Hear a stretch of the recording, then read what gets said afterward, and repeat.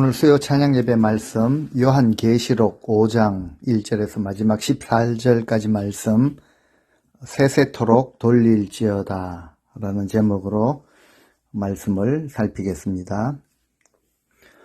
요한계시록 4장 앞장에서 이제 요한의 눈앞에 펼쳐진 천상의 예배의 모습, 그 모습은 참으로 신비로웠습니다. 하늘의 하나님께서 하늘 보좌에 앉아 계시는데 요한이 볼 때 그 모습은 인간의 어떤 말로도 표현할 수 없을 정도로 찬란한 모습이었습니다. 거룩하시며 영광스러운 모습입니다. 그 영광스러운 보좌 주위에 누가 있습니까? 모든 피조물을 대표하는 네 생물. 이 네 생물이 각각 6날개를 가졌는데요. 밤낮으로 쉬지 않고 찬양을 올려드립니다. 거룩하다, 거룩하다, 거룩하다. 영광과 존귀와 감사를 돌려드립니다. 또한 신구약 모든 성도를 대표하는 24장로들은요.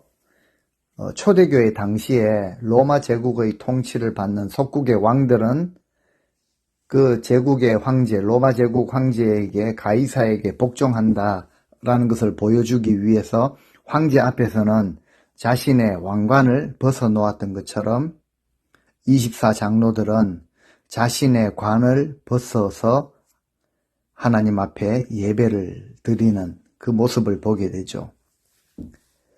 오늘 이어지는 이제 5장에서도 계속해서 천상의 예배의 모습이 나타납니다. 그만큼 예배의 모습이 예배가 중요하다라는 것을 우리에게 알려주는 것입니다. 보좌에 앉으신 이 하나님께서 오른손에 인봉된 책을 들고 계시는 모습으로 이제 5장 시작합니다. 두루마리인데요. 그 책에는 온 우주 만물과 온 세계의 역사를 운행하시는 하나님의 모든 계획, 앞으로 일어날 모든 일들이 안팎으로 기록이 되어 있습니다.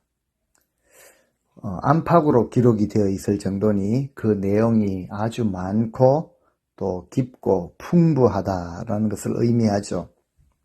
그런데 그 두루마리가 7인으로 봉인되어 있습니다. 한두 개가 아니라 7개. 그러니까 완전히 철저하게 이제 쌓여 있다, 감추어져 있다라는 뜻이죠. 이처럼 하나님의 작정하신 일은 하나님 외에는 철저하게 감추어져 있음을 뜻합니다. 세상을 구원하시고자 하는 하나님의 모든 구원 계획, 그리고 일절의 어두움과 불의와 죄를 심판하시려는 심판의 모든 계획이 들어있는 두루마리 형태의 책입니다. 1절을 보시면은 이제 그 두루마리가 하나님의 능력의 손, 오른손에 들려져 있습니다. 다음 장 6장부터는요, 하나씩 이제 인을 떼시면서 그 내용들이 펼쳐질 것인데, 아직은 7인으로 봉하여져서 아무나 뜯어보지 못하게 되어 있습니다. 바로 그때요, 2절에 보면은 한 천사가 나타나서 큰 음성으로 외치죠. 누가 그 두루마리를 펴며 그 인을 떼시기에 합당하냐 라고 외칩니다. 요한이 볼 때 그 인을 떼고 두루마리를 펼칠 만한 자가 아무도 없었죠. 3절 말씀에 하늘 위에나 땅 위에나 땅 아래에 능히 두루마리를 펴거나 보거나 할 자가 없었다라는 것이죠. 그래서 4절에 이제 요한이 볼 때 합당한 자가, 두루마리를 펴기에 합당한 자가 보이지 않았기 때문에 내가 크게 울었더니, 요한이 크게 울었다라고 기록을 합니다. 흐느끼는 정도가 아니라 대성통곡을 하였다. 왜 그렇습니까?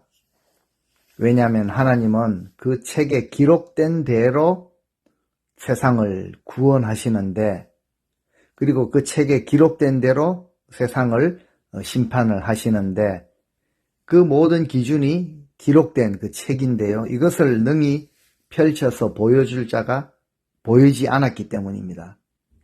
그래서 큰 소리로 통곡을 하며 애통하며 울게 되죠. 하나님의 그 구원 계획이 들어있는 두루마리의 인을 떼고 펼쳐줄 자가 없다라는 것은 그만큼 심각한 그런 문제다라는 것을 알려줍니다. 자, 그때 24장로 중에 하나가 요한에게 이렇게 말합니다. 울지 말라. 유대 지파의 사자 다윗의 뿌리가 이겼으니 그 두루마리와 7인을 떼시리라. 자, 24장로 중에 하나가 요한에게 이렇게 전해주죠. 놀라운 그 하늘의 모든 구원과 심판의 모든 그 비밀을 보여줄 분이 계시다. 누구십니까? 유다 지파의 사자. 사자는 전달하는 메신저가 아니라 라이언, 동물의 왕이라고 일컬어지는 라이언이죠. 바로 예수 그리스도를 가리킵니다. 그분은 또한 다윗의 뿌리가 되시죠. 육신적으로 다윗의 후손으로 오신 분이지만 다윗의 근본이 되시는 분이십니다. 그 말을 듣자마자 요한은 주님을 보게 됩니다. 6절에 내가 보니 보좌와 내 생물과 장로들 사이에서 한 어린 양이 서 있는데 일찍이 죽임을 당한 것 같더라. 지금 요한이 보는 그 주님의 모습은 유다 지파의 사자이시고 인을 떼실 그 권세를 가지신 분인데 일찍 죽임을 당한 어린 양 같더라 라고 하십니다. 권세를 가지신 유다 지파의 사자이신데 지금 어린 양으로 표현하고 있습니다. 십자가의 고난 겪으시고 희생 제물로서 고난 겪으시고 죽임 당하시고 3일 만에 부활하시고 승천하셔서 이제는 영광 가운데 계시는 그 주님이신데 왜 일찍 죽임을 당한 어린 양이라고 표현합니까? 그것은 바로 주님께서 인간의 몸을 입으시고 이 땅에 계시는 동안 십자가의 죽임을 당하셨기 때문에 일찍 죽임을 당하신 어린 양이다. 이 땅에 오셔서 33년을 계셨기 때문에 젊은 나이에 이제 희생을 당하셨기 때문에 일찍 죽임을 당하신 것이 아니라 일찍 인간의 몸을 입으시고 이 땅에 오셔서 이미 우리 위해서 죽임을 당하신 그 어린 양이다 라는 의미이죠. 참혹한 십자가에서 우리를 위한 희생의 제물로 드려지신 분이시다 라는 것입니다. 요한이 바라보는 주님은 이러한 모습으로 계십니다. 주님께서 부활하신 다음에 제자들에게 나타나셨을 때에도 손에 못자국이 있었고 옆구리에 창자국이 있었습니다. 어떻게 부활하신 모습임에도 불구하고 십자가의 그 상처를 계속 가지고 계십니까? 지금 요한이 보는 주님의 모습도 그 십자가의 상처를 가지신 모습과 같다라고 볼 수 있습니다. 주님께서 재림하시고 이 땅을 심판하신 다음 새 하늘과 새 땅을 이루시고 영원한 통치를 이루시는 그날이 되기까지는 여전히 어린 양의 모습으로 계시는 분, 이것을 보여줍니다. 우리 주님이 우리 위에 지신 그 십자가가 이처럼 소중하다, 이처럼 큰 의미를 가지고 있다라는 것이죠. 어린 양이신 주님은 여전히 죽임당한 흔적을 그 몸에 가지고 계십니다. 오늘 본문을 통해 깨닫는 것도 이제 죽음이라는 것이 하나의 흔적이다라는 것을 생각해 보게 됩니다. 우리가 죽어서 천국 가게 되면은 우리의 죽음은 그저 과거에 지나간 흔적의 하나의 경험에 불과합니다. 그 뒤에 영원한 삶으로 들어가는 하나의 삶의 흔적이라는 것이죠. 그런데 예수 그리스도의 죽음은 영광스러운 죽음이었습니다. 죄로 인해 죽을 수밖에 없었던 많은 영혼들을 살리신 대속의 죽음이시기 때문에 영원토록 기억되고 세세토록 찬송을 받으실 이유가 되는 것입니다. 그런데 이 어린 양은 아주 특별한 모습을 하고 있습니다. 6절 하반절에 보면은 7뿔이 있고 7눈이 있으니 이 눈들은 온 땅에 보내심을 받은 하나님의 7영이라 라고 말씀하고 있습니다.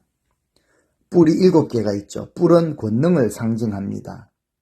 그러니까 하나님께서 주신 권세와 능력은 완전한 권세요. 지극히 높으신 그 권세를 가지신 분이다. 온 세계의 주권을 가지신 분이다 라는 것을 드러내는 것입니다. 또 7눈이 있죠. 이것은 하나님의 7영이라고 하십니다. 온 세계를 두루 감찰하시는 성령을 의미하죠. 성령께서 감찰하시면 누가 감히 그 시선을 피할 수가 있겠습니까? 일찍이 다윗은 시편 139편에서 주님의 시선을 피할 곳은 아무 데도 없다. 하늘 끝에 갈지라도, 음부 저 바닥에 갈지라도, 바다 끝에 갈지라도, 땅 끝에 갈지라도 그 하나님의 감찰하시는 시선 피할 길이 없습니다. 라고 올바른 고백을 드렸죠. 우리는 주님 앞에 살아가는 존재들입니다. 이처럼 하나님의 그 감찰하시는 시선을 늘 의식하며 살아가는 이것이 우리 신앙에 얼마나 귀한 도움이 되는지 모릅니다. 7절 말씀에 그 어린 양이 나와서 보좌에 앉으신 이의 오른손에서 두루마리를 취하시니라. 하나님께서 오른손에 들고 계시는 그 책을 어린 양 예수 그리스도에게 주십니다. 그리고 어린 양은 그것을 취하시죠. 이제 예수님께서 온 세상 역사에 대한 하나님의 그 계획, 작정을 펼쳐 보이시겠다라는 것을 의미합니다. 암시하는 것이죠.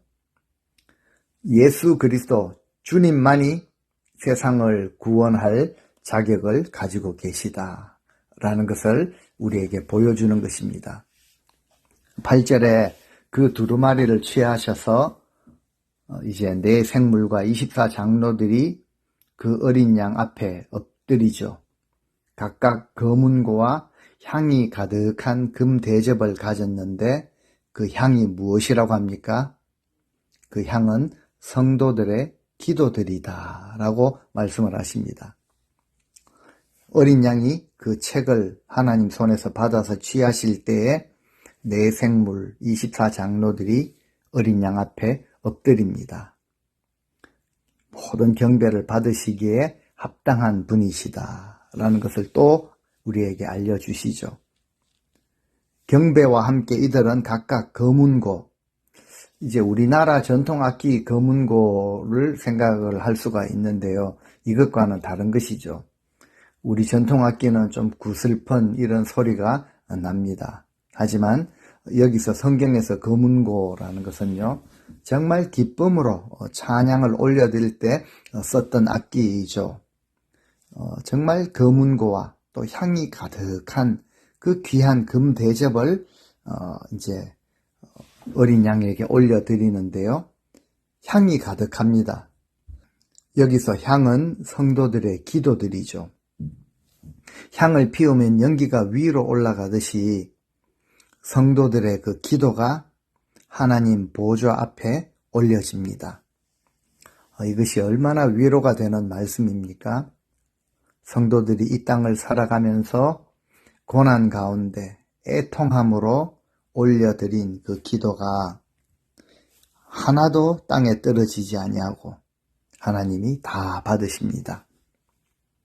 즉 하나님의 뜻은 성도들의 그 기도를 통해 성취가 되어졌다라는 것을 알게 하시죠.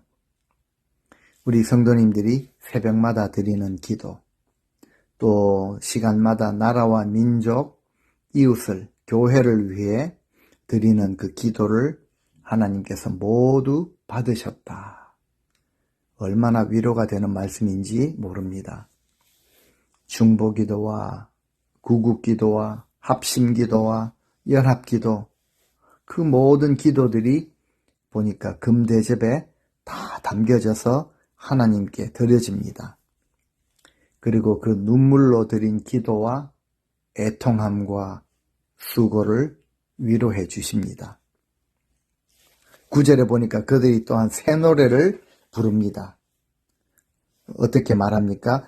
두루마리를 가지시고 그 인봉을 떼기에 합당하시도다.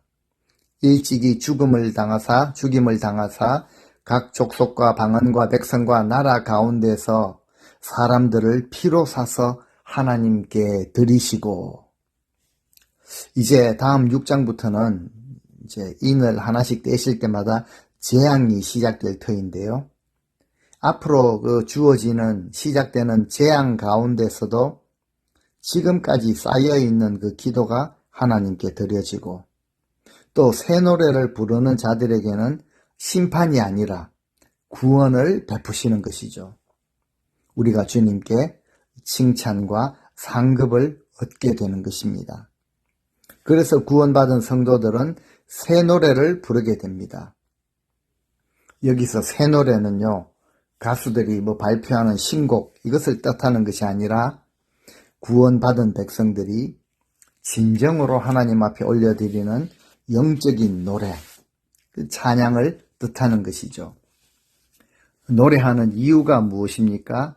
죽임당하사 각 족속과 방언과 백성과 나라 가운데서 사람들을 주님의 그 피로 다 사셨습니다. 그리고 그 영혼들을, 생명을 하나님께 드리셨기 때문에 우리는 이 구원의 은혜를 깊이 감사함으로 주님 앞에 드리는 노래가 바로 새 노래입니다.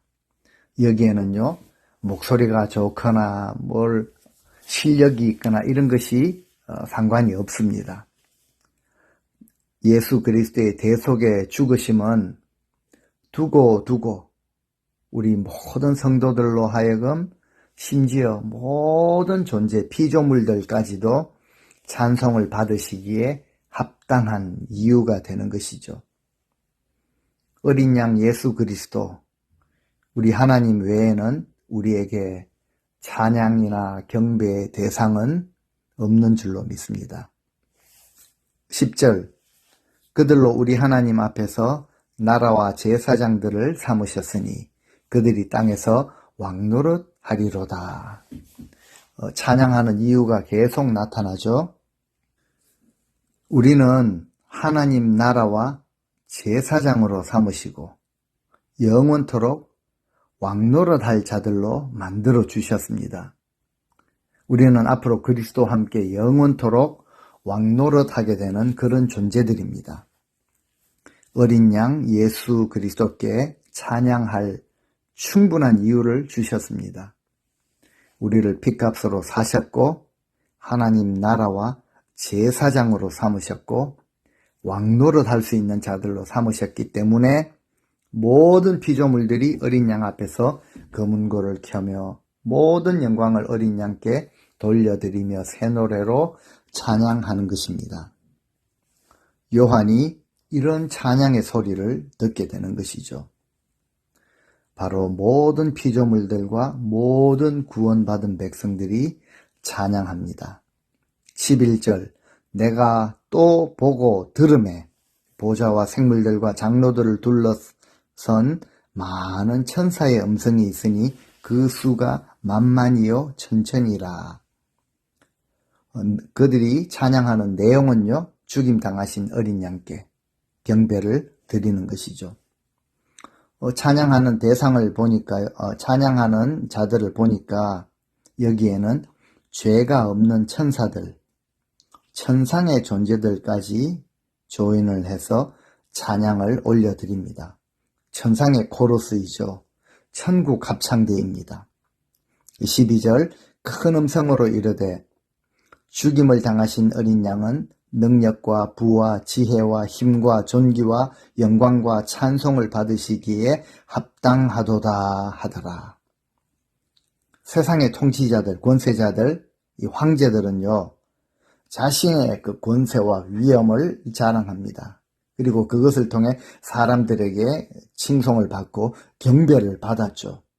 하지만 어린 양의 존재는 힘없고 참 연약한 존재처럼 보입니다. 하지만 우리를 위해 죽으신 그 어린 양 예수 그리스도는 부활하셔서 우리의 구주가 되시고 만왕의 왕이 되셨죠. 모든 역사를 주관하고 계시는 가장 높으신 분이 계시다라는 것을 의미합니다. 그렇기 때문에 우리 위해 죽임을 당하신 어린 양은 모든 찬송과 영광과 존귀함을 받으시기에 합당하다라는 것이죠. 예배가 바로 그것입니다. 이런 귀한 것을 받으시기에 합당하신 분께 거기에 맞는 대우를 올려드리는 것이 바로 예배이죠. 그래서 주님 앞에 드리는 것은 아무렇게나 드려서는 안 됩니다. 정말 가장 귀한 것, 가장 좋은 것을 잘 준비해서 구별해서 드려야 되는 것입니다. 정성이 없는 것, 쓰다 남은 것, 드려도 전혀 아깝지 않은 것, 이것은 하나님 받으시기에 합당한 것이 아니죠. 거기에 하나님께 맞는 합당한 그런 찬송과 영광, 존귀함을 드리는 이것이 바로 예배입니다. 능력과 부와 지혜와 힘과 존귀와 영광과 찬송, 이렇게 올려드리는 찬양에 화답을 하며 지상의 모든 피조물들도 찬양을 올려드리게 되는 것을 지금 요한이 듣고 있습니다. 13절, 내가 또 들으니 하늘 위에와 땅 위에와 땅 아래와 바다 위에와 또 그 가운데 모든 피조물들이 이르되 보좌에 앉으신 이와 어린 양에게 찬송과 존귀와 영광과 권능을 세세토록 돌릴지어다 하니. 보좌에 앉으신 하나님, 어린 양 예수 그리스도에게 또다시 찬송과 존귀와 영광과 권능 모든 것을 또 돌려드리죠. 어떻게 해요? 세세토록 돌려드려야 한다.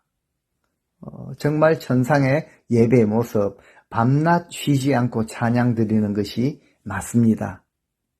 그 찬양을 받으시기에 합당하신 분이시죠. 세세토록 돌려드려야 합니다. 내가 불리하다고 느껴질 때, 나는 지금 기분이 아니다 라고 느껴질 때에도 모든 찬송과 존귀, 영광, 감사, 권능을 받으시기에 합당하신 분에게 온전히 그리고 세세토록 돌려드릴 수 있어야 합니다. 그때요, 마지막 14절에 내 생물들이 이르되 아멘. 그리고 장로들은요, 또 하나님 앞에 엎드려 경배를 하였다라고 말씀을 맺고 있습니다. 하늘과 땅, 바다의 모든 존재가 어린 양께, 어떤 주님이십니까? 십자가의 죽임을 당하셨고 그래서 우리에게 구원의 길을 열어놓으신 그 은혜에 감사하며 존귀와 찬송과 모든 영광을 돌려드리는 것을 우리가 이제 보면서 우리 자신의 모습을 한번 돌아볼 수 있어야 할 것입니다. 나는 과연 얼마나 우리 주님의 그 고난의 십자가를 통해서 대속의 죽음을 죽어주신 그 십자가를 통해 이루신 그 구원을 나는 얼마나 가치 있게 생각하며 나는 얼마나 그 은혜에 감사하며 그리고 얼마나 진심으로 찬송을 올려드리며 살고 있는가라는 것을 돌아볼 수 있어야 합니다. 우리는 구원받은 하나님의 백성으로서 천상의 그 예배를 꿈꾸며 거대한 모든 피조물들이 하나가 된 그 거대한 천상의 합창대에 찬양대에 합류하게 될 존재들입니다. 그때까지도 우리는 예배자들로서 이 땅에서 우리의 정성, 마음과 힘과 뜻을 정말 생명을 다해 구원의 은혜를 노래하며 감사함으로 하나님 앞에 예배자로 살아야 합니다. 찬양의 본질, 어린 양 높여드리는 것에 있습니다.